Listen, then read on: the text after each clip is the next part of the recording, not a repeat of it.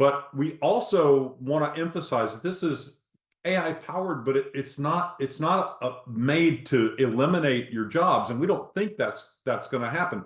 We're people focused, and so people are the heart of the DevOps team and the DevOps process, and they will remain the heart and soul of DevOps and development. And so what we've done is we've provided AI assistance to the team members that will benefit from this, but it's people focused. It's all about empowering the teams of all skill levels and all sizes. And in fact, surveys and studies have shown that the people that benefit the most from AI are the people whose skills maybe are not the best. They're not the 90th percentile. They're the people in the 70s and 80th percentile that get a boost from this AI and actually enable them to perform at the same level as their peers. And so this is really important. And in fact, one more thing I'll comment on right here.